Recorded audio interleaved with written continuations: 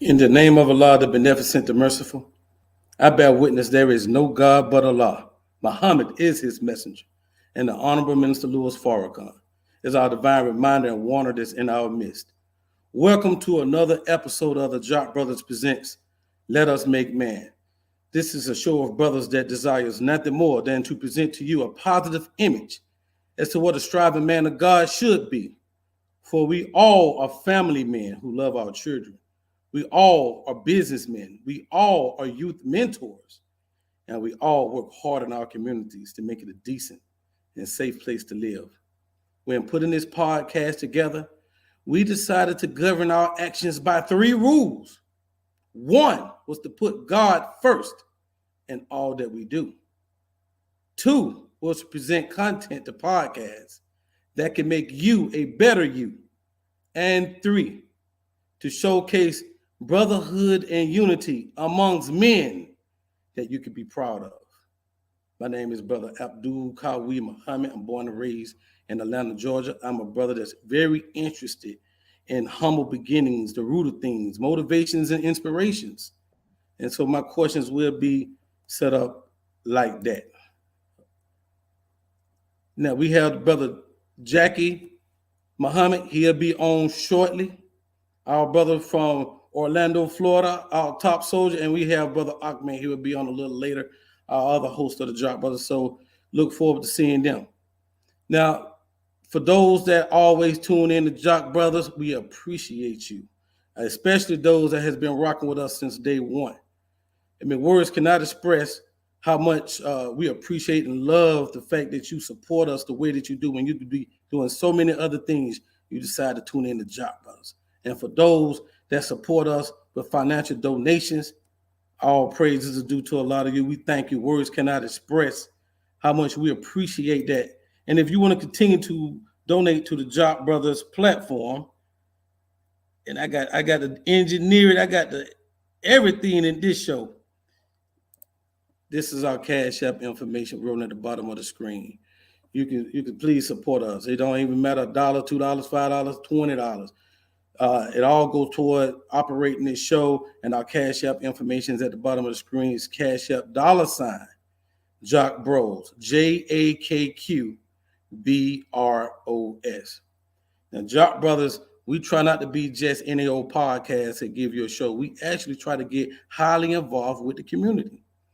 So we assume, and I got to put I want to start doing something to support the youth that we mentor. Also, we have a prison initiative that we've been showcasing for the last 2 years, and we're trying to put the baddest, boldest people, the Final Call newspaper, behind bars to our brothers and sisters that's locked up right now.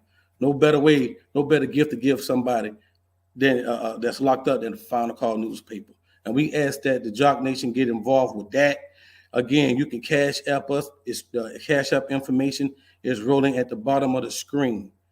So $18 to give them a 3-month subscription to the Final Call. I usually do more of those, but a $30 donation would give them a 6-month subscription of the Final Call behind bars, and of course, a $60 donation would give them a 1-year subscription to the Final Call newspaper.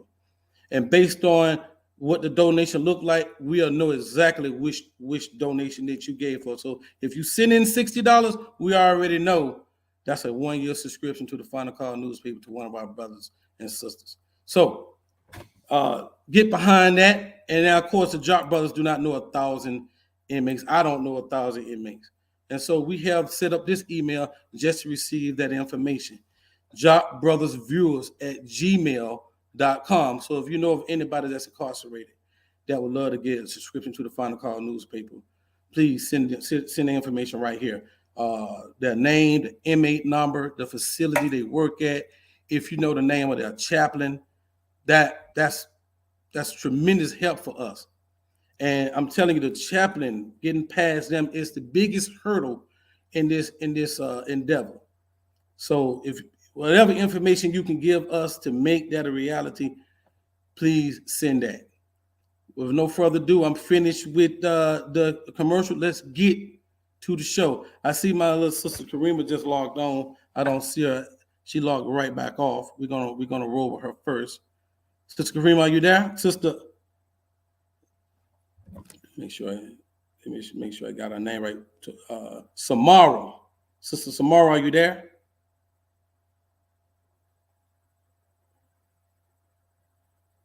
Sister Samara, are you there? I know she's here. Maybe she having some difficulties. Well, until that time, let's get right to our first sister, other sister on the show. I want to give her name last. Let me read her bio for you. Well, start off with her first name. So, Sister Medina Muhammad is a Chicago native, Nation of Islam born and raised. Muhammad University of Islam alumni and Vanguard at 19. She received her Bachelor of Science. Oh, you're there, Sister Samara. How you doing, Top Soldier? Assalamu alaikum.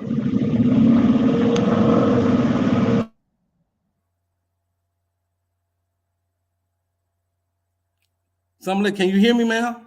Sister Samara? I'm here. Praise be to Allah. So I want everybody to meet Sister Samara. She's a very young sister. I think she's around like 14, maybe 15 years of age. Her mom is a dedicated sister in the ranks. I mean, I think she's at every meeting that we ever have. She's a independent merchant that seems to be doing very well. This is her daughter that assists her. Her daughter has learned how to speak Arabic fluently and is very close to learning or memorizing and reciting the Holy Quran. But no further ado, I want you to meet Sister Samara Muhammad. Assalamu alaikum, ma'am.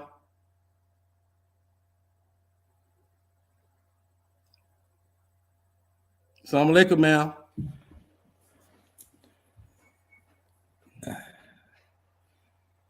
Sister Samara. Walaikum salam. How you doing, ma'am? I'm doing good. How about you? I'm well. So tell us about. So what the story is that you can very nearly recite the Holy Quran. Tell us about that. I'm not the best, but I am very well, very, very well. That's right. So have you attempted to recite the entire Quran?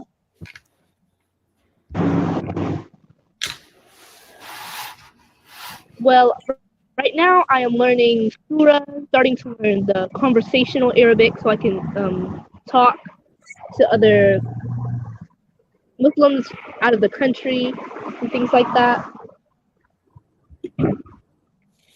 What got you interested in wanting to recite the Quran in the way that you was reciting it?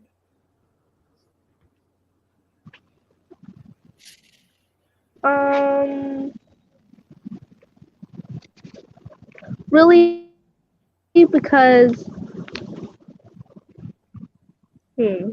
what's it? Oh well, my father, he speaks Arabic. He gave. Her receptionist. Yeah, she's in a bad area. She's in a terrible area. Yeah. She's in class actually. She's coming out on her break to do this show. She's doing a class right now, so this is her break. Oh wow. And she's just talking. Right. She don't even know she froze. Yeah, she doesn't know. Yeah, so Samara, we didn't hear a word you said. You in a really bad area for reception, and you was totally froze the entire time. Okay, there. Me? I can hear you now. So can you what was your motivation? Yes, ma'am. Go ahead. You can hear me? Yes, sir. Yes, ma'am. Okay. Yes, ma'am. Don't be in the street. The That's reception. all. Can you hear it now? Yes, ma'am. We can hear you. I guess I really wanted to speak Arabic because it's good to know a few languages because a lot of children or young adults these days don't really know other languages, or they can only speak English, or some of them can't even speak English. So I think it's important to know many languages so you can.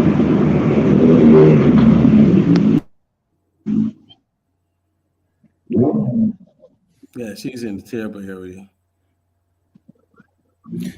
Sister, Sister Samara, how old are you? I'm 12 years old, sir. You're 12. That's what I'm Wow. talking about. That's what I'm talking about. Yes, What, ma'am. what school do you attend right now?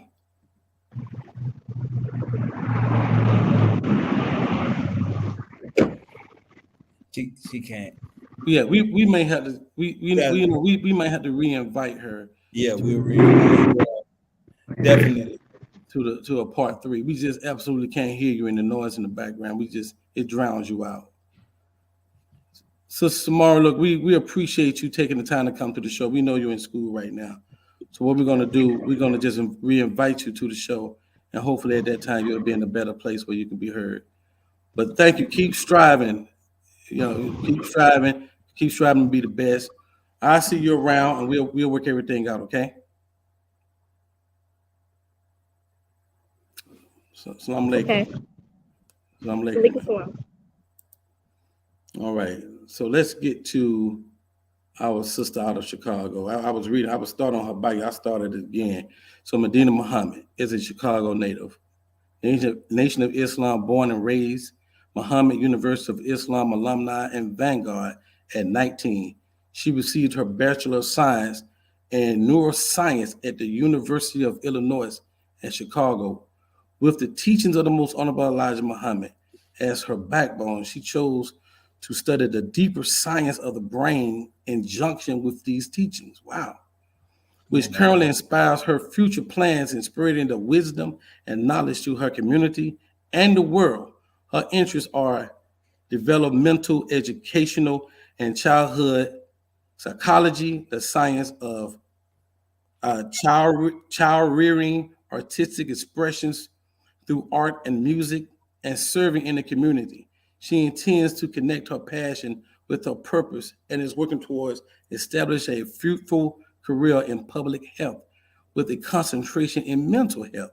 She also seeks to start a nonprofit organization for young women and girls to express themselves artistically through creative outlets and better understand how connecting to one's self helps ground and calms the mind.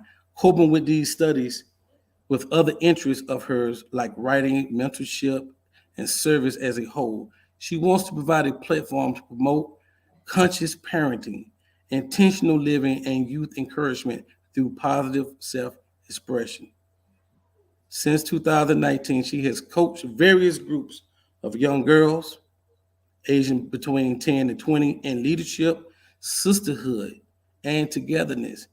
At her university, she played the role of public outreach chair for a national organization with over 500 active chapters focused on peer to peer mental health support, sharing of researches, and creating a safe space for all people.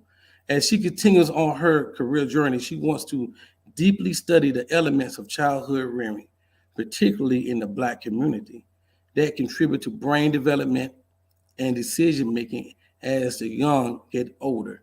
This research will provide insight and work to address some of the main problems that are faced in Black and Brown communities, such as social violence, domestic violence, self directed violence, poverty, low self esteem, bullying, peer pressure, and some of the less systemic issues many Black youth encounter. With no further ado, I present to you our top soldier out of Chicago, Sister Medina Muhammad. Assalamu alaikum. Wa alaikum salam. You are answering a lot of prayers. Praise to Allah. Praise be to Allah. you you are answering a lot of prayers. I mean, parenting. You want to influence the mind of the youth. I mean, this is beautiful. You know, Praise to Allah. what led you that way? Well, we know it was. What led you that way? um, the name of Allah, the Beneficent, the Merciful. Every witness there's no God but Allah, and that Muhammad is his messenger. Again, I'm going to greet you all in the greeting words of peace. Of Assalamu alaikum. Wa alaikum salam. I would say what led me that way is, growing up as a young Black girl, being Muslim, going to Muhammad University, and seeing the world from a standpoint of a Muslim, you start to see how bad the condition is, because we're always taught the reality of what conditions that we should be and who we are. So when we have the knowledge of our own selves, it's much easier to see how our people don't have the knowledge of themselves. And then we see how, because of the conditionings, through our 400 years of slavery, and then the additional conditionings that we have been put in, how that has caused us to perpetuate our own slavery within our own lives. And a part of that definitely has to do with the way that we rear our children. And it's not really emphasized a lot, because most people have this understanding, which is true, you don't really know how to raise a child until you have a child. And even when you have that child, you might not even know how to raise a child until you have another child. So you're constantly trying to grow and understand how to raise children, but at the same time trying to heal the inner child within oneself. But at the same time, we understand in the Nation of Islam that prayers are answered through children.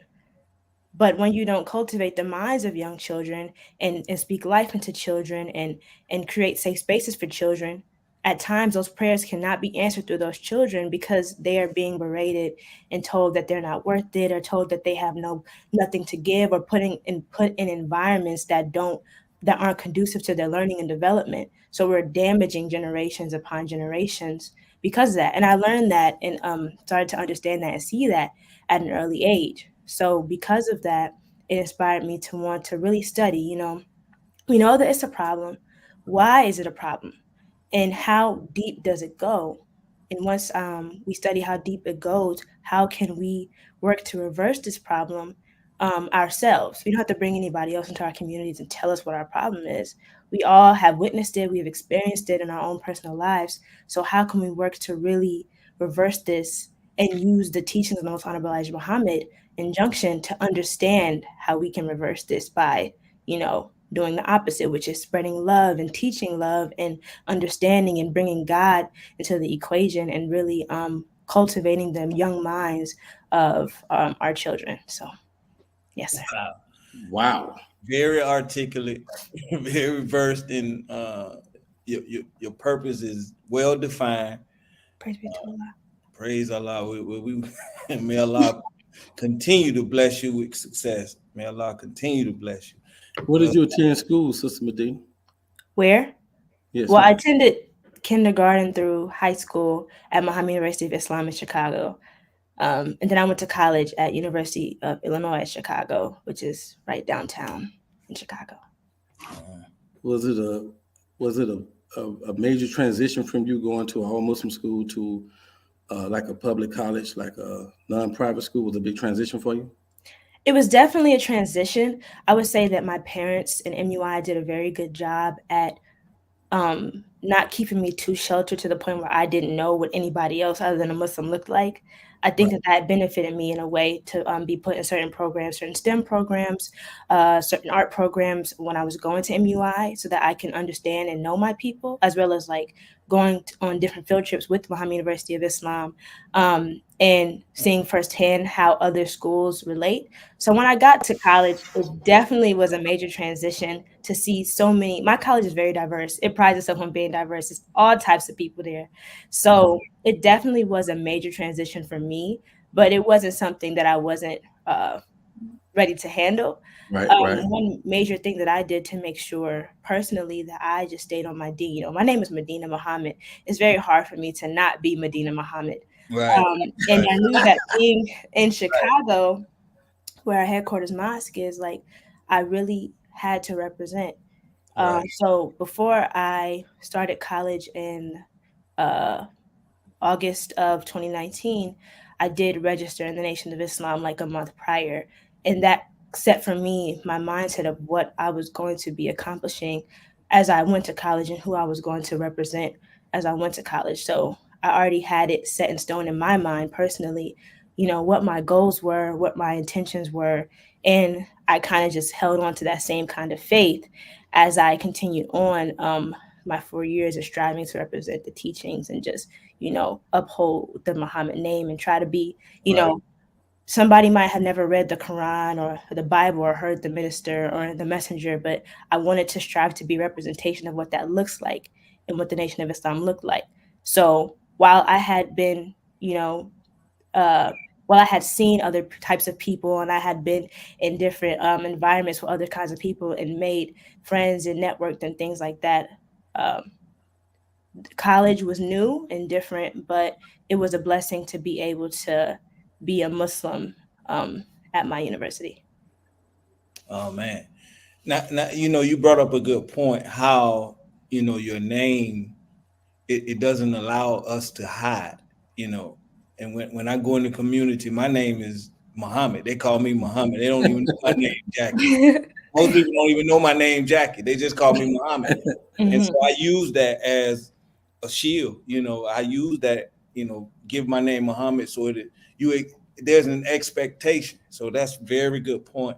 I wanted to ask you, what do you say to young sisters coming behind you that may have been sheltered? And now you get into the college environment and it's you're like, wow, and now Mhm. I can go to clubs. I can, what do you say to young girls in particular coming behind you? What do you say to them to help them avoid, what The they could pitfalls. experience? Yeah, the Right. pitfalls. Yes. Well, the enemy is real, and he's always going to make evil fair seeming, and sometimes it's very fair seeming. And I really try to stay in reality when it comes to talking to the young girls, because it's not like certain things are not going to be attractive to you, but I really try to emphasize, you have to be yourself, and deep down when you look in the mirror, that yourself is a righteous Muslim, and it's not what anybody else is trying to make you, and you know how valuable the teachings are, you know how valuable you are. So why go and look towards something when these people that have these things are looking for you and looking for what you have to better their own lives? I also I say to them as well, whatever you want to do, if you feel sheltered, never feel like you can't ask your parents to give you more opportunities. Whatever you want to do, make those connections. If you want to go out in the community, if you want to be a part of different programs, if you want to further yourself, do not be afraid to ask your parents or people around you to give you that experience, because that experience is key. Sometimes I'm not a parent, but I can speak for a lot of the experiences where I've viewed certain parents are just so afraid of the world that they keep their children so sheltered to the point where they can't even have a any type of understanding of what the world looks like. So of course, if you keep a child from the world for their entire life, they're when they get out there, they're gonna be like, oh my God, like they're gonna be so ready to just give in and go against everything they ever learned.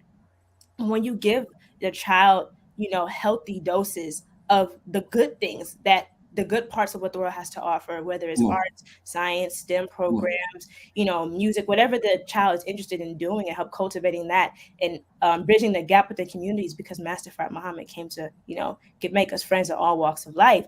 If we give our children those types of things, especially the young girls, when they get out into the world, they won't be so ready to just turn away.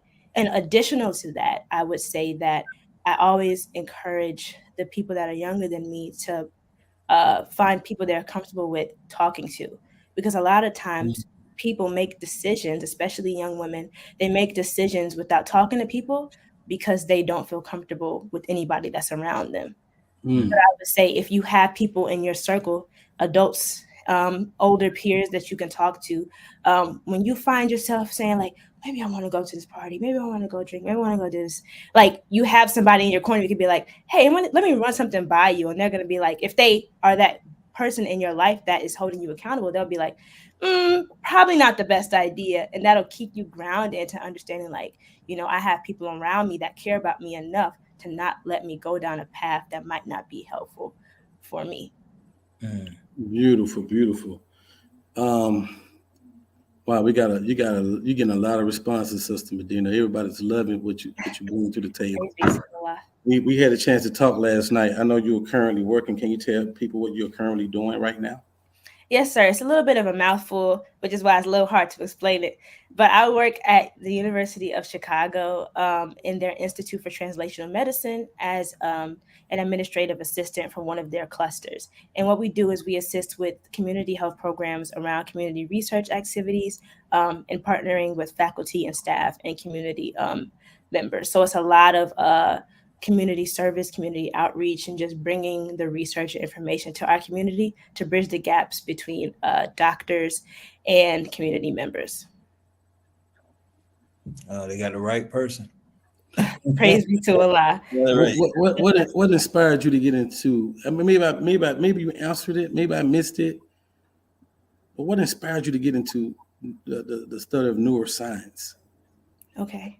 Well, I do first want to thank everybody saying in the comments. I do want to say her by name, my mother and my father. My mother, Sister Lisa R. Muhammad, is the reason why I'm here today. And of course, my father, Brother Daryl Muhammad, is also the reason why I'm here today. So one. And two, back to what I was saying originally, like growing up, I've always had an observant type of demeanor when it came to watching the environments around me and the people around me. And I saw the good things and I also saw the bad things.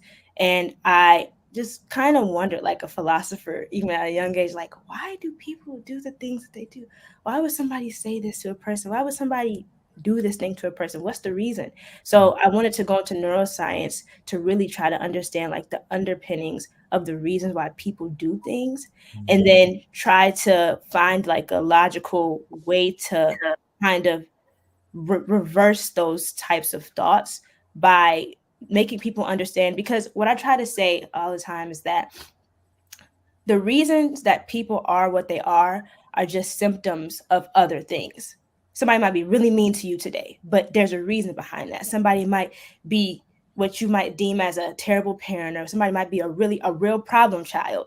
And you're like, oh, and what you're doing is you're condemning what they are at this moment. But those are symptoms of something else. So I studied neuroscience to try and understand what are the cause of the symptoms that we have in our communities, in our girls and our boys. What are the reasons why we do the things that we do, and how we can go from being, these young, impressionable children to becoming, violent and depressed and all these different things that we exhibit in our lives. So beautiful. So let me ask you a question. So I don't know if you put much thought to this. I know you in your current grind trying to get, through school and getting to your profession. But what's the big picture? What's the I guess the end goal for you? And how big do you want this to be for you? Well, it's the passion of my life, helping people, serving people, being of service. I guess as big as the minister's vision, as big as the messenger's vision, is how big my vision can be. And ultimately, I just strive to be a vessel of them. Through the work that I want to do, I just strive to be a vessel of them. It's not anything that I'm making up in myself. It's something that was put in me by Allah, and it hopefully and prayerfully, it works to the betterment and the expansion of our nation. I do intend to have my own organizations and to do my own partnerships and own networking to further start this initiative of really tapping into the minds of young women, and allowing us to express ourselves through creativity and art, as well as understanding our mental health and how good we can be and how great we can be mentally if we just understood it.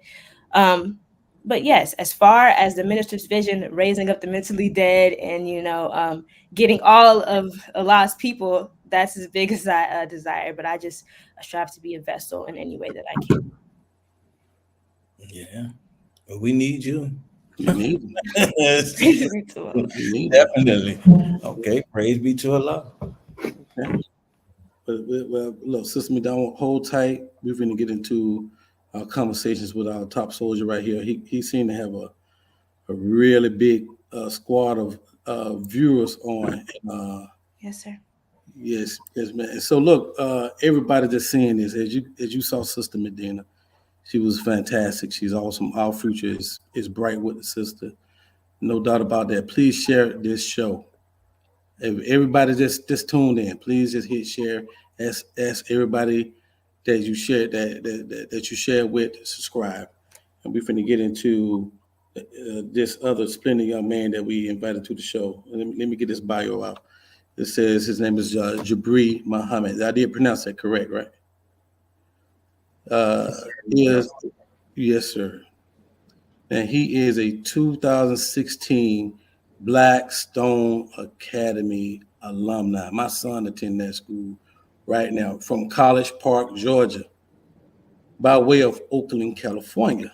Jabri is the son of his proud mother, Mary Muhammad, and the oldest of 6 children. As a recipient of the Gates Millennium Scholarship, he embraced the opportunity to attend Howard University in Washington, D.C., where he gained a bachelor's degree in chemistry in 2020. The University of Carolina Chapel Hill's Dental School, where he is currently in his 4th and final year. As a result of his efforts as a student, he has been a recipient of the UNC Institutional Scholarship, Dental Alumni Scholarship, and Dental Foundation of North Carolina Scholarship. In summary, Jabri's journey from Blackstone Academy to Howard University and now the University of North Carolina Chapel Hill exemplifies his unwavering commitment to excellence, service, and leadership as he continues to pursue his passion in dentistry. He stays committed to learning and reaching back to help those who come after him. With no further ado, and with a Jock Brothers round of applause, our brother, Jabri Muhammad. Sir, assalamu alaikum, brother. Like Islam. In the name of Allah, the merciful, I bear witness there is no God but Allah, and Muhammad is the messenger. And I would like to greet everyone in the greeting words of peace. Assalamu alaikum. Wa alaikum salam. So I would like to thank y'all for having me on the show and say, Sister Medina, that's a pretty hard act to follow up. I mean, you was really dropping some bombs and some good points, and a lot of what you were touching on is the reason I am in my current position today, because my mother knew how important that cultivating, my gifts as a young child was, and put me in a good environment. So the field you were in is so needed. So keep up that work, sister. Praise be to Allah. Thank you. So you go. So how do you go from a chemist to a dentist? So You talking to an engineer when you talk to Brother Jackie now. Go ahead. So initially, my plan when I went to Howard University, I wanted to become a pediatrician. So I knew I wanted to go the pre-med route. So I figured I'm going to either major in biology or chemistry, because that way I could get a lot of my prerequisites out of the way. And I really like math a lot. So I was like, since I like math so much, let me do chemistry. I'm not too big of a fan on like rote memorization, so I didn't want to do biology, but both are extremely important. But I just like chemistry a little more. So it was just a stepping stone to my ultimate goal of going into medicine. Okay. So as a dentist, as a young Black dentist, is that a field that we occupy a lot, or do you find yourself the only one in the room sometimes? Yes, sir. Yeah. So as dentists, I want to say the percentage of Black dentists in America is about like 6% or something like that. So the percentage is very, very low. And in a lot of instances, I do find myself, the only one in the room. But I also make it a point to engage in activities where I'm around a lot of other Black dentists. So one of the biggest reasons I did choose to come to University of North Carolina is, I had a man-to-man conversation with one of the admissions people. He was a brother, and he was actually able to talk to me as a brother. And I was like, I'm coming from Howard University, HBCU. I want to come to a dental school where I can feel comfortable, be myself, and have the support of people like me, And he assured me that our class was going to have a good amount of Black students. So in my class, it's about 94 of us, and it's about 14 Black students. So even though it's still a small number for a predominantly white institution, it is I have a good, really, really good community. So like I said, in a lot of rooms, I might be the only one, but I still have my community of Black dentists. A lot of people from like different types of schools. I'm engaged in national organizations of Black dental students, local organizations in North Carolina. So that network is just so important because you really need that support. I want to ask you the same question. You're coming from Blackstone, Yes, sir. which my children go to as well. And we just a small community. We're a nice Yes, family sir. community. But then now you go into college and everything is there. Yes, sir. What do you tell the young men coming behind you? How do we stay grounded? What can we do? What are some things we can do to stay grounded so that we don't get caught up in the pitfalls? Yes, sir. So one of the biggest things is be mindful of the people you're hanging around and the people you call your friend group, right? Because I don't care who you are, you could think nobody has any type of influence on you, but peer pressure is a real thing. Yes, sir. And the influence of those around you is very, very powerful. So one of the biggest things is I would really say pick carefully the people you hang with. And I know going to college, it can be very tempting to say, oh, those people, they got the flyest clothes, or they come for money, and they popping bottles, and they getting girls, and oh, this and that. And you know what, you fall into this trap of the facade of, oh, they're popular, so I want to be friends with them.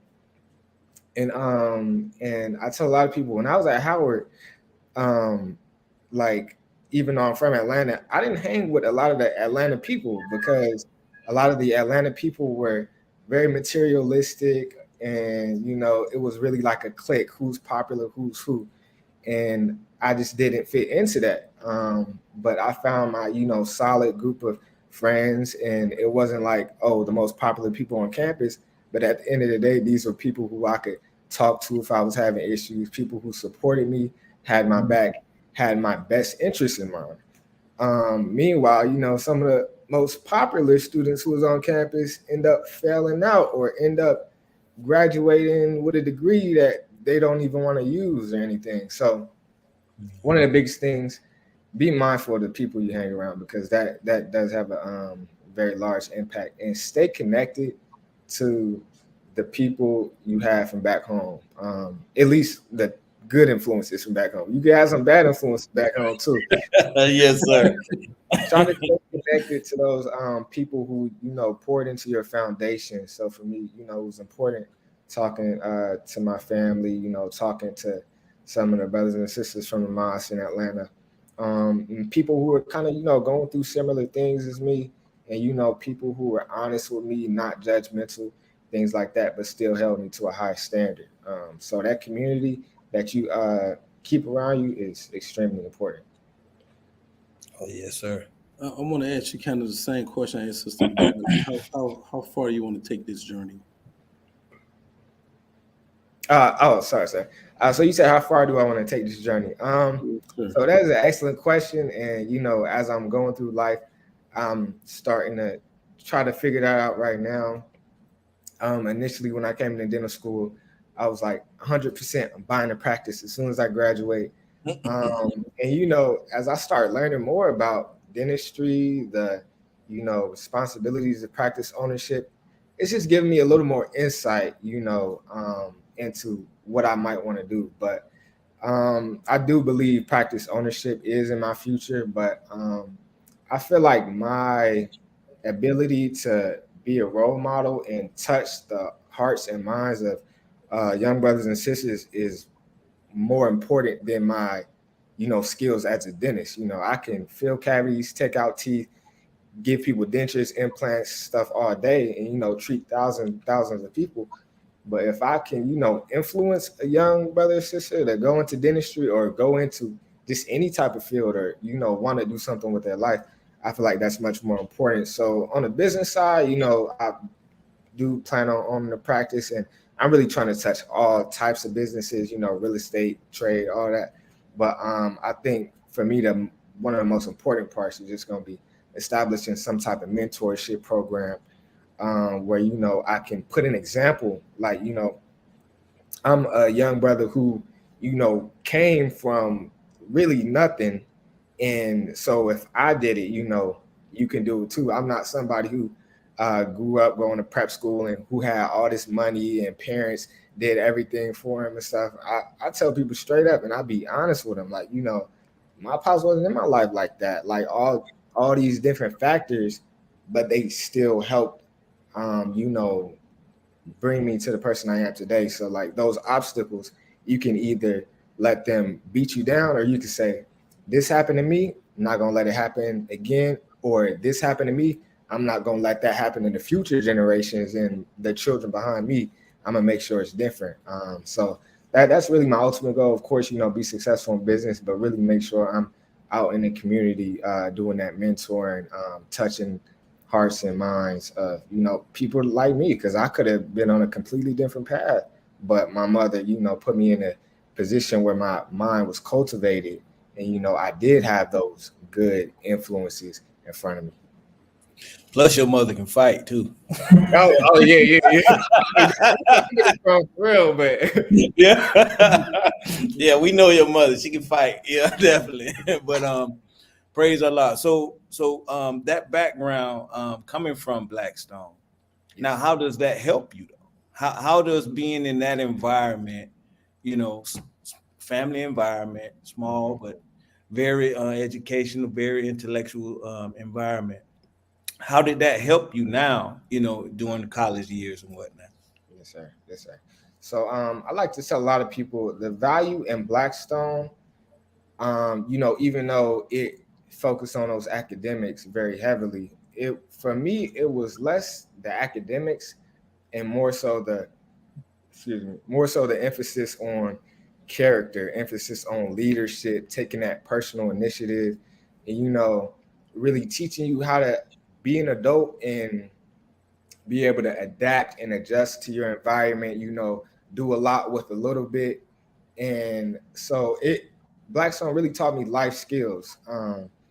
So when I did get to Howard, even if I didn't know certain things in the subject, I like the academic part, all praise due to Allah, it wasn't as bad for me. But what really gets a lot of people in undergrad or college is really those life skills.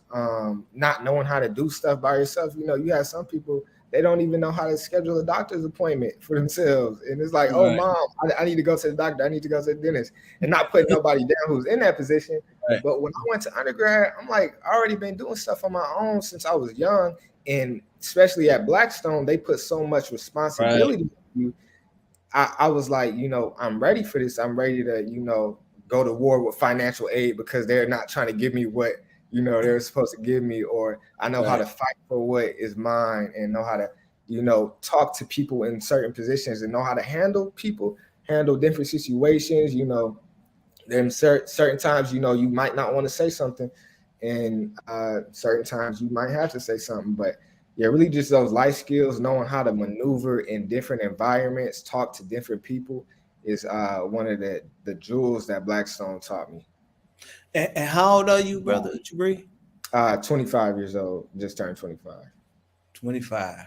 Yes, and sir. Sister Medina, you're 19, correct? I'm 20. 20. Yes, sir. Yeah, see this right here. This is worth fighting for right here. This is what we're fighting for. This is This is why we fighting. If we got to give our life for this is what it's for right here.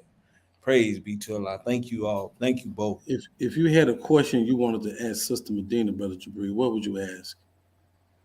What would I ask? How can I like do a bridge between dentistry and what you're doing? Because you know the field that you're in is I feel like very aligned with me in the sense of mentoring and really touching those young brothers and sisters when they're children, because that's so important. So what are your tips, I guess, for me in trying to connect that with dentistry, if you have any?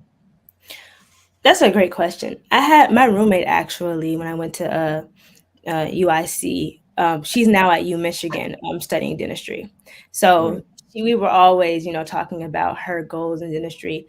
And one thing that I feel like a lot of us struggle with, and it really is like the beginning of the mental health issues that we face, are insecurities. And a lot of people have insecurities with their teeth, and they get bullied for their teeth. And then they start to, harbor different resentments and hate for other people in their lives, and become hard-hearted because they've been made fun of. So that's just a small aspect of how I see it. But I feel like presenting it as like getting your teeth fixed, getting your teeth clean, it's a self-care, but it's also, it helps better your image, how you feel about yourself personally.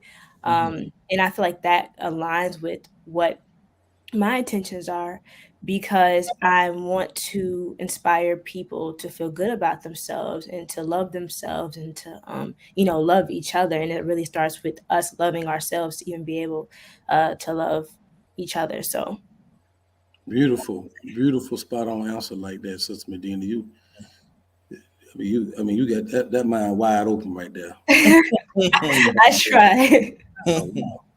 Sister Medina, if you had a question with Brother Jabri, what would you ask him? I would ask Brother Jabri, the brothers that grew up in the mosque with you, the younger ones, what types of inspiration do you give to them as far as staying the route, not being pulled by the ways of the world, and wanting to go towards doing things in the cause of Islam rather than in the opposite? Well, one word of advice is, I would say talk to people who have been through that situation already. Like, find somebody who, like, you feel like you can actually talk to, and just ask them some questions, because a lot of people will look in retrospect and tell you, oh, what you think is important now, please don't fall for it, don't do it, like, don't fall in the trap. So, and it all kind of sends back to, like, having that circle around you, and that circle doesn't just mean peers your age, having somebody a little bit older than you, somebody who's middle age, older, because you can gain knowledge from any level. I learned stuff from my little siblings who Right. 9, 10 years old. You got to be humble enough to be able to, get knowledge from wherever you can.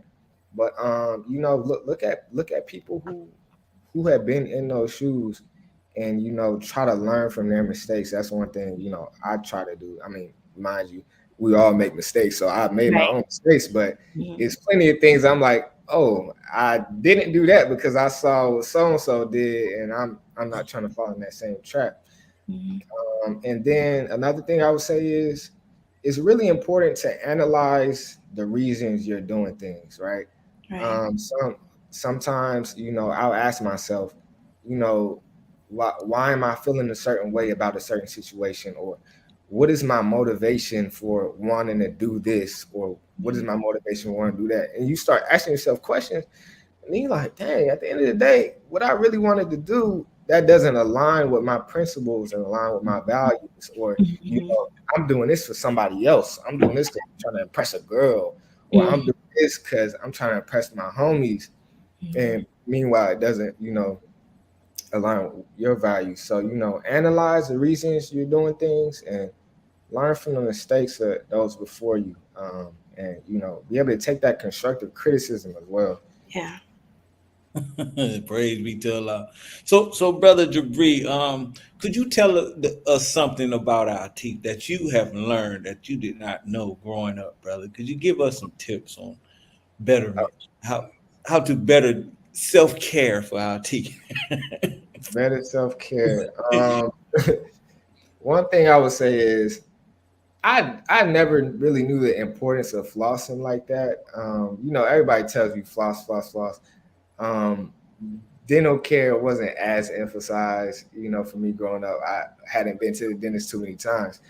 So, when I got to dental school, a lot of people think your gums bleeding when you brush your teeth is a normal thing. That is not normal at all.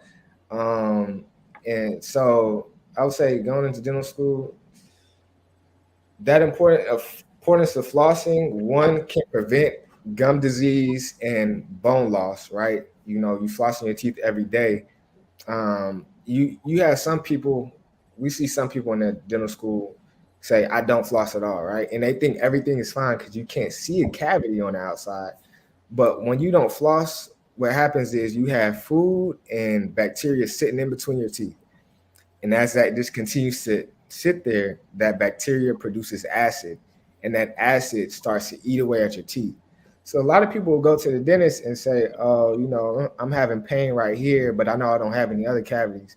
And then they take the X-rays, and it's like you got a cavity here, here, here, here, here, and they're like, "Oh no, they're just trying to get money out of me." But in a lot of cases, you can't see the cavities because the acid has started eating between your teeth. So please, please floss, like please, um, because not only does it prevent cavities in between those teeth, but it also makes sure your gums are healthy. Because what happens with your gums is, as that bacteria stays at the gum line, Mhm. the gums and the bone starts to run away from it because the gums and the bone doesn't want to be near the acid, near the inflammation. So as a measure to protect the body, the gums and the bone will start receding. So like, some people get really bad periodontal disease because they're never flossing their teeth and never getting that bacteria out of the gum line or out of the sulcus. So I know it's so cliche, every dentist says floss, but as I started, really seeing the mechanisms of how the bacteria destroys the teeth, I'm like, okay, maybe I should floss my teeth now. So I floss my teeth religiously. And I mean, as a dentist, you would hope your dentist does, but learning how it affects your teeth is, powerful. Praise be to Allah. Well, Early. Go ahead, brother Jackie. no. I was gonna say I understand that. I was told growing up that in our family we have soft gums, and that's it was just a misconception. It was miseducation. We would but I grew up and learned that flossing and your bones would like you say recede, and then your teeth will fall out. Yeah, yeah. Now, so now we have to bridge this to our community, Right. and we have to teach it in such a way culturally. You know, do you find that both of you, do you find that in the school, where the culture of our community now, even speaking the language culturally, I may not understand it. So we may need a translator. You're going from, you know what I mean? So do you find that as an issue sometimes? Maybe the person who's teaching it culturally does not identify with who they're teaching. And how can we fix that? E- Are you talking to me? Either Right. one. Yes. Yeah. Absolutely. I would say that first of all, our youth culture right now is full of facades. Everybody's trying to be something they're not. Everybody's trying to listen to people they don't like.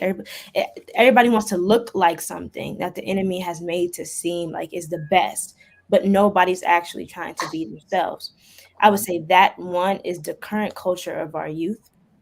Secondly, I would say that a lot of people coming into our communities even of our own skin tone, are they come into our communities trying to condemn the youth, instead of trying to speak from experience and understanding, which then is a clash between cultures because you're coming with condemnation and this person's coming from, I'm trying to be defiant to what you're saying. So of course it's going to be a clash every single time you try to speak to somebody. If you're telling them you all are doing this thing wrong, da, da, da, da.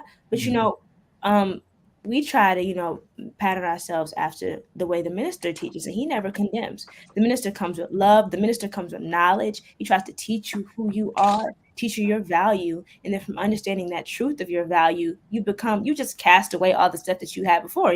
Coming to the nation, you hearing so many, the black man is God, the black woman is God, you're the original man. Like, you're hearing so many good things. It just feels natural to shed the bad things that you have going on. So there's definitely a clash of culture when a person doesn't come with good intentions, because youth in particular, especially this generation of youth, are very keen in being able to decipher when a person has true positive intentions toward them. They're not going to listen to you if you come in trying to tell them everything they're doing wrong, if you come in trying to make them feel like they're terrible for just being a product of their conditioning and a product of their environment.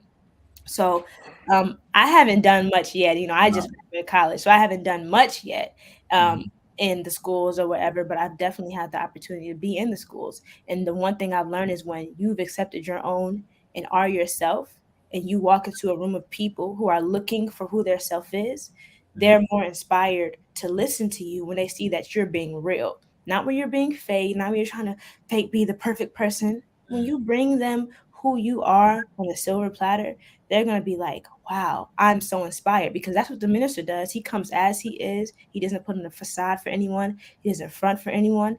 And depending on who he's talking to, he makes sure he caters his words to the understanding of those people. He's not going to be quoting a million Holy Quran scriptures when he goes to a church, because he understands where those people are. That's why we have to be well studied and understand how our language sometimes has to shift, whether we're talking to a 15-year-old, a 6-year-old, a 30-year-old, like even sometimes 30, 40, 50-year-olds, they have a childlike understanding of certain things. So we have to learn how to get out of the like ego extra linguistic type when we get our degrees and then we start talking real, real tough and real big. Nobody understands. Yes, ma'am. Nobody like that. So it's definitely difficult, but it's the way. We just have to, look at the minister and the messenger and how they brought the word to the community and just pattern ourselves after that. Absolutely. Brother Jabri, you have anything? Sister Medina, it's really, really hard to add anything to that. But, Please. Yeah, I really just want to say, I agree 100,000% what you said. Honestly, you took a lot of the points I was trying to formulate in my head. But just to echo what you were saying, to me, some of the most important things are meet the people where they're at. I talk to people at the dental school different than I talk to the young brothers when I go to the juvenile detention center. I'm not in the juvenile detention center saying, oh, because the periodontal ligament and such and such, Yes, that's not the language they speak. Right.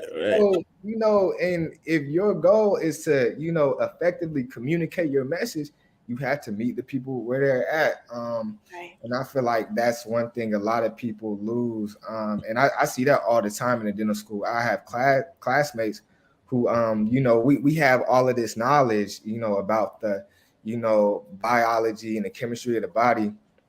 But do you know how to communicate that to your patient? If your patient isn't understanding all of the stuff you're saying, then you might as well not even be talking because, you're not communicating that message. So really knowing your audience, meeting the people where they're at, so then you can bring them up to another level, but not, looking down on them. And that brings me to the next point, humility.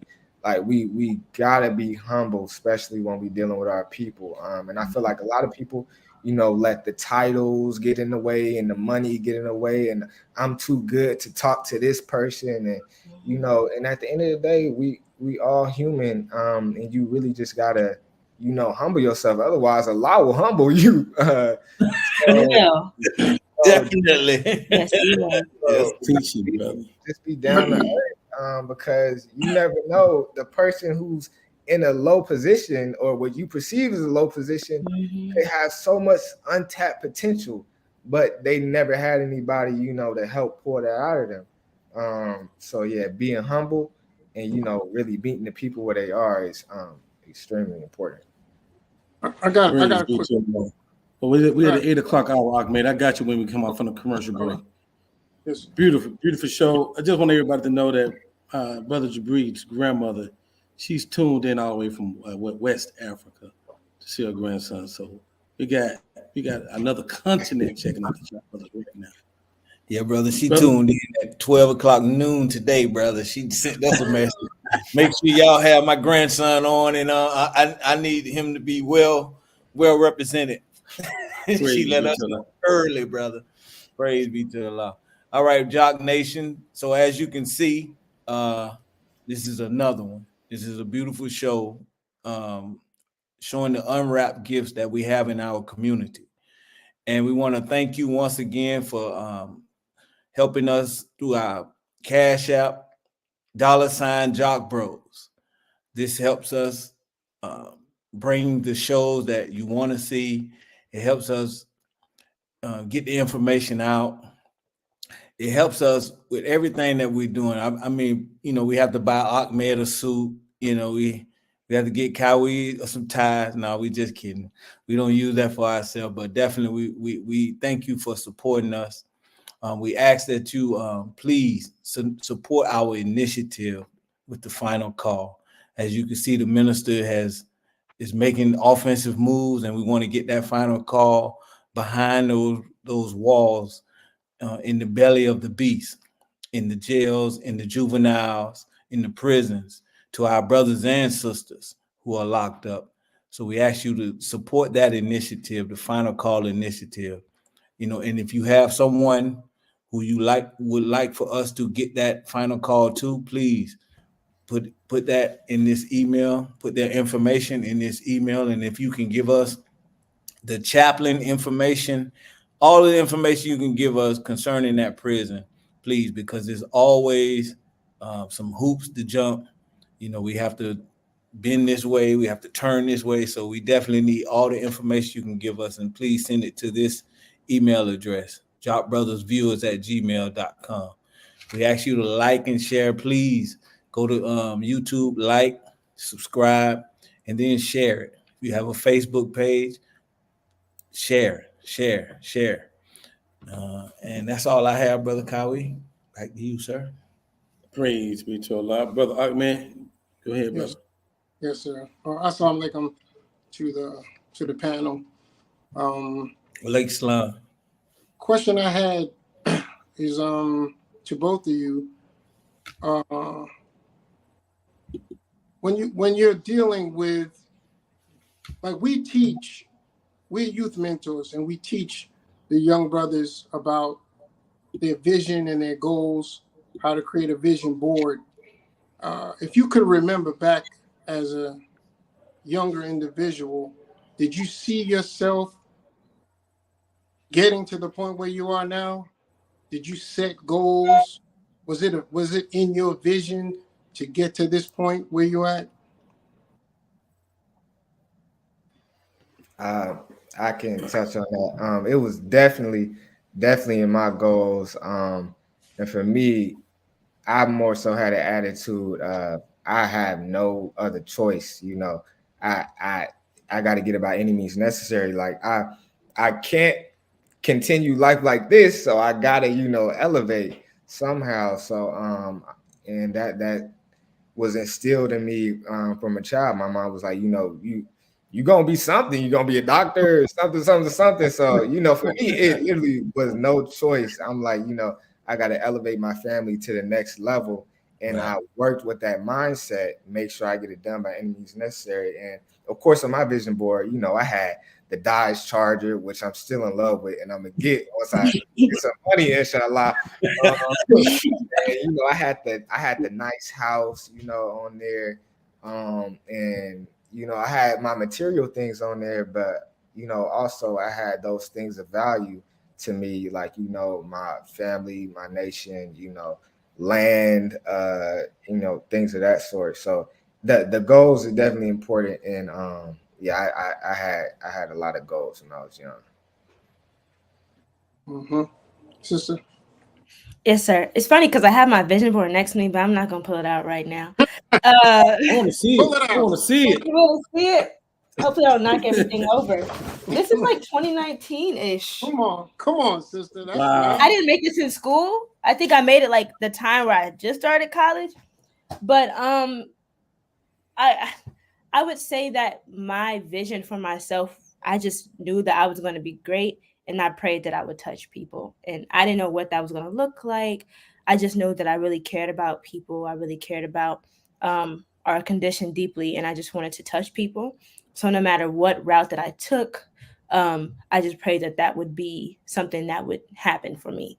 Um, I love to write, so I could have went down the road of journalism. I could go to school and go for communications. I could do so many things, but I feel like the end goal is always for me. The end vision for myself. I just want to be great. I just want to touch people, and I just want to spread what Allah has given me to the people around me, and share that. So like on my vision board, I had things like, oh, make sure you work out, like you said, floss, stuff like that. But I also had things like, peace, make sure you, up your prayers, really hone in on your gifts, stuff like that. So it's always been in my vision as a Muslim to want to be somebody because we were always taught that we are somebody. So it's like, if we really are somebody, we really got to live up to that. And sometimes it's a lot of pressure. It's like, wow, you're being taught that you're God. How will you like dignify that? How will you give that meaning?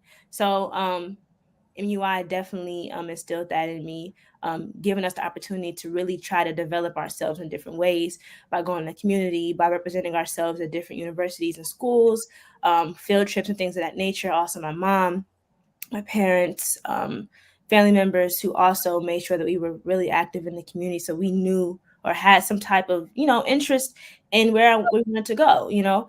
I at one point it was engineering, at one point it was being a pediatrician, and I still have different things I want to do, but I will never. One thing for me, I will never limit myself to one thing.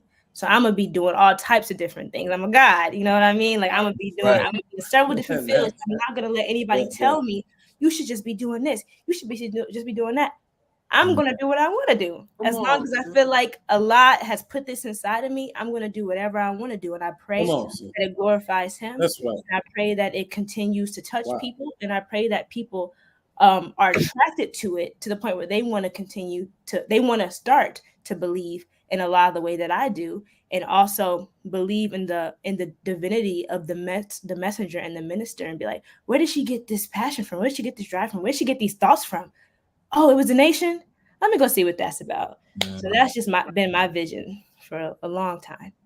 Praise be to God. I got one more question, and I know Jabri, I've been a major part in your success.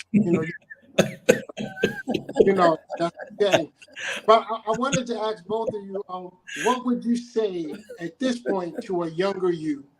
If you could go back and say something to a younger you, what would you say to them?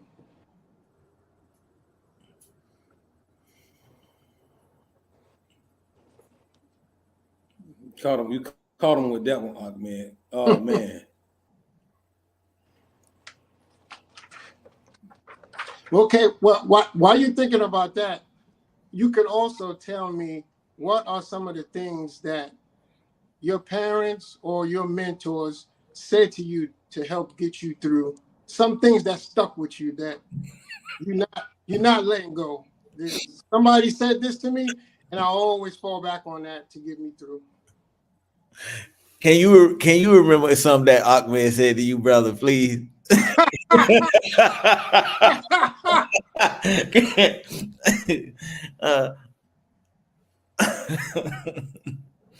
Oh man. I'm still thinking of the first question, but I feel like a few statements that have stuck with me. One, my mom used to always just tell us to be grateful, and she always reinforced that. So it's like no matter at what stage we were, like, you know, the car breaking down every week and it got a leaky sunroof and the door, we don't got handles on the doors, but we got a car. I'm grateful for that car. Right. Or like we living in a 2-bedroom apartment, me and all my siblings, and the neighbors got roaches that's coming over here and they shooting outside.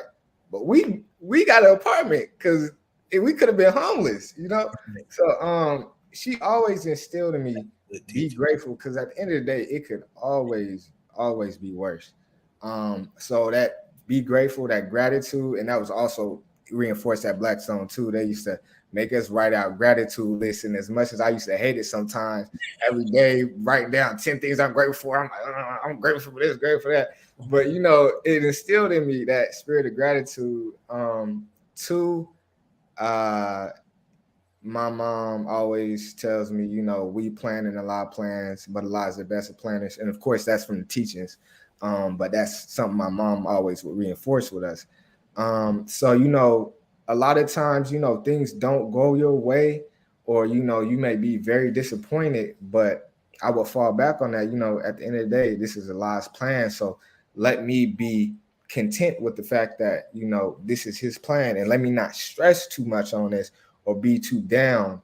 And so, you know, be grateful.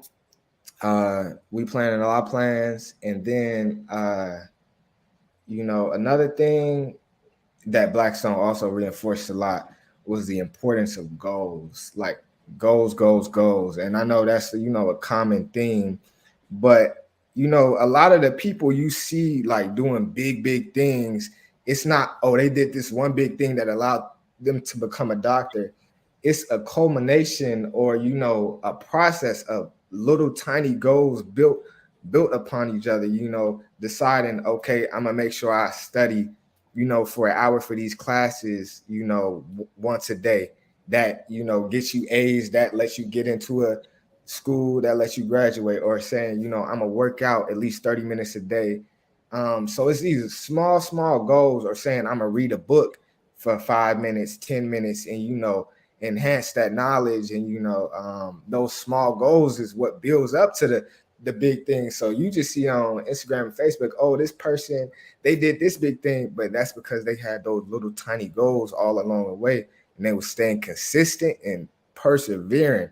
Because that's what separates the successful people from the non-successful people. It's billions and millions of smart people that's bums, and it's millions of talented people that's not doing nothing. But, you know, if you persevering and you really got that dedication, you can get through. But I know that was very long-winded, but yeah, those three things: be grateful, we planning a lot of plans, and keep some goals, please. But don't worry about the long-winded, bro. We need everything you say is valuable, bro. Believe that. Yeah. You don't know who's listening. Right. That's right. Yes. You want me to answer the same questions? I want you to answer all the same questions. Okay, so the first question, what would I tell my younger self? That's three things, but I feel like it's one sentence. I would tell my younger self to be patient, to love yourself, and to stay the course. And I just feel like that's a bit self-explanatory. I'm not sure I have to go deeper into it. But the next part is kind of in junction with it. Two things that I would say that have stuck with me more recently. I feel like sometime last year, maybe I was talking to somebody and I was telling them, like, man, I feel like I'm getting old. Like, you know, it's the whole nation baby mindset. Like, if you're not 20 and have $1 million in your account, you just feel like you're not doing nothing yet. That's a nation baby mindset, huh? It's got me crazy sometimes. Oh. I was like, I feel like I'm getting old. I'm not doing anything. What am I gonna do? Like, I have so many dreams, but I don't know. And the person was, I think I was like, you know, I'm interested. Maybe I want to do journalism or communications. I don't know. I just, you know, I have all these things I want to do, but I haven't done it yet. And the person told me at the time, they were like, it's already real. You just have to accept it. And at the time, like, you know, I just hate people just be giving me cliche advice. Of course, it's already real. You have to accept it. But that's so true. All I have to say is be, and it is. And we can do it in our own lives. But if we don't accept it for ourselves, it can never go into motion. If we don't, start working towards it for ourselves, it can never come into play. So that's the reality. And the second thing is, I guess it's more recent too as well. My mom always tells me this simple thing, and she says, pay charity first before you do anything else. When you get your check, whatever it is, when you get some money, pay charity first. That's right. Because when you're giving to Allah, when you're giving to the cause, that's what helps further the cause, and Allah will give it back to you tenfold. And I feel like that can also apply spiritually, because every time sometimes we get so in our heads and in our egos, we want everything to serve us. Everything we do, we want it to benefit us in some kind of way. But that's not how we roll as Muslims. We do things out of the kindness of our heart without even seeking anything in return. But we know deep down that something's going to come in return. That's the blessing. That's the favor of Allah. So, yes, it's already reality. Everything you want is already in your reality. You just have to accept it. One. And two, to pay charity first before anything else, because Allah will always bless you and give you everything that you need when you give to Him. He only asks for a penny off of that. Right. Yes, sir. Yes, thank you. Yes, anything else for you, Brother Jackie? Man, I'm well fed over here. Well fed too, brother. I'm full over here. Thank you, Brother Jabri. We're gonna go into closing comments at the end. Just think of something that I said to inspire you. You got a little time. All right. So we at the point of the show. We're doing final words. I'm gonna give Brother Jabri a little time to think about that. Let the sister go first. Sister Medina Muhammad, final words.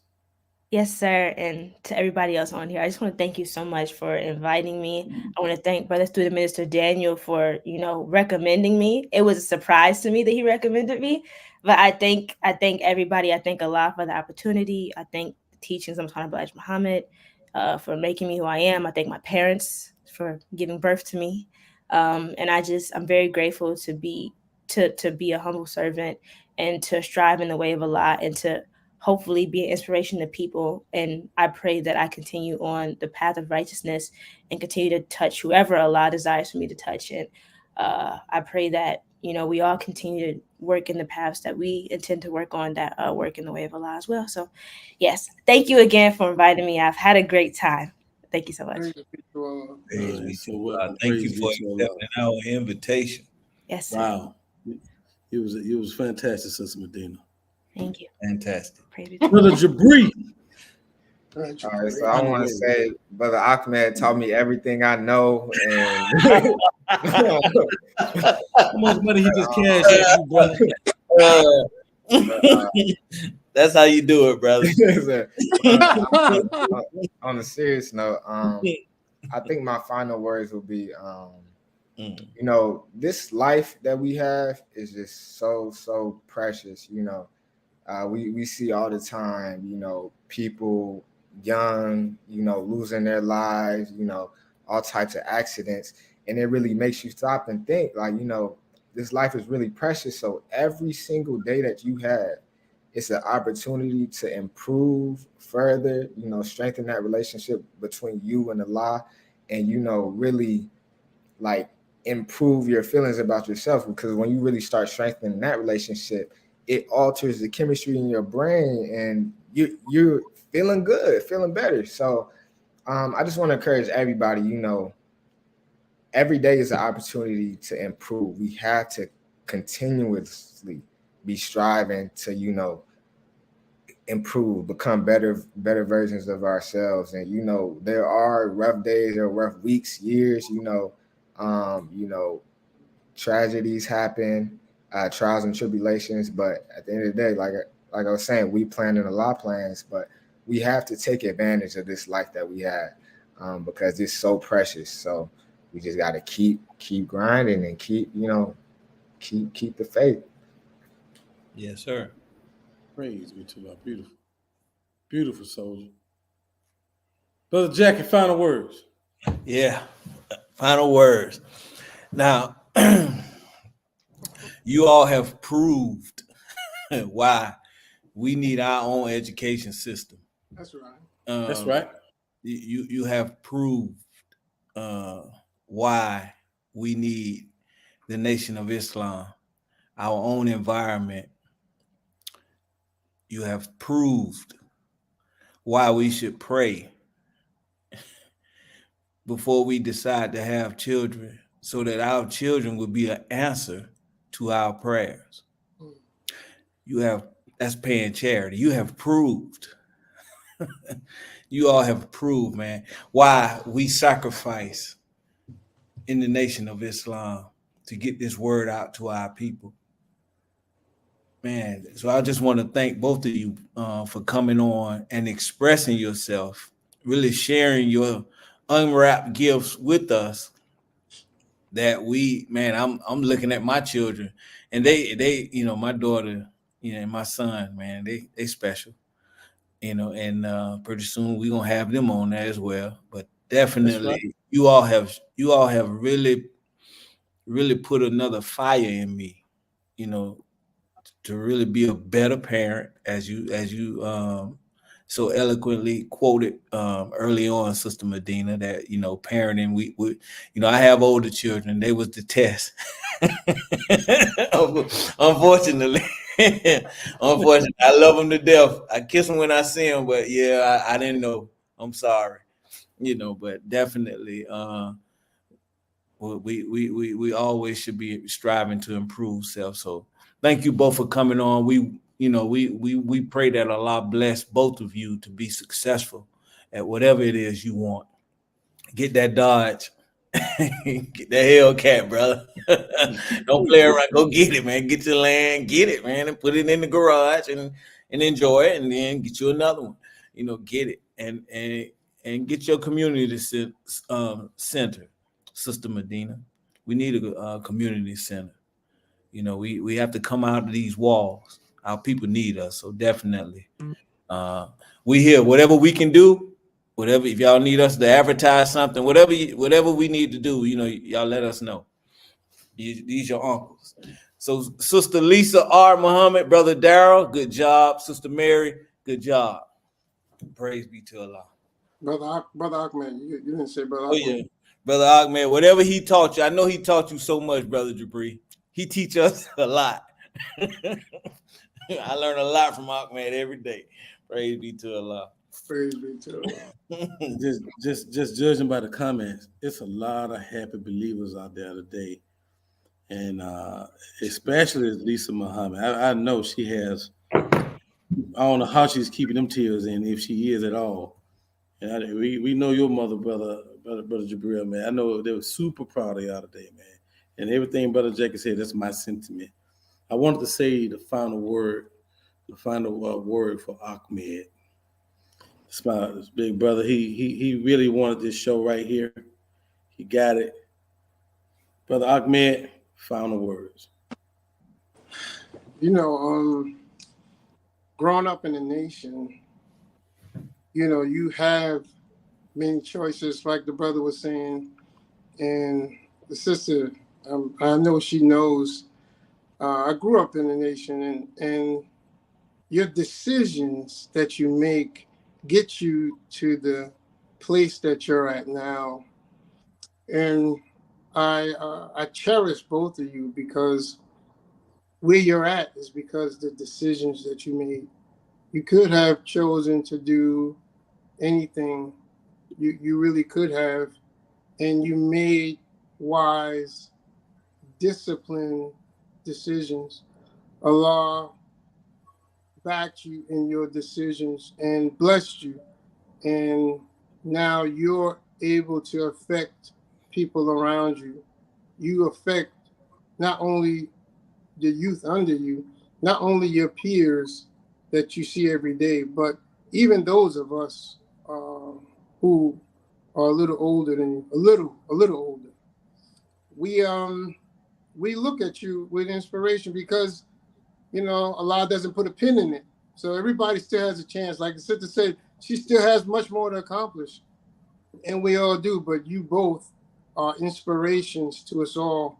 So please continue to strive, pay your charity, be grateful to what you have, and inspire others, share, and bring your what we focus on more with the youth is bring your talents back to our community. Bring your talents. Don't go to the Fortune 500 companies. We don't want to lose you, because like Brother Jackie said, we given our life for what we believe, and we believe in you. We believe that what we have are going to create more of you, and at one time we are going to run this world, and we're going to need brothers and sisters like yourself in the forefront, right in the forefront, ready to pick up the mantle. So may Allah continue to bless you. May Allah bless your parents for their sacrifice, all the teachers in the schools that helped and sacrificed, and all the believers and all your family and friends that helped and encouraged you and supported you. Thank you. Praise be to Allah. And I'm going to let Jackie go ahead and take us out, Brother Jackie, in the great words. In the great word. No, we gonna keep it Messiah. We definitely gonna keep it Messiah on this one. Praise be to Allah. Allahu Akbar. Assalamu alaikum.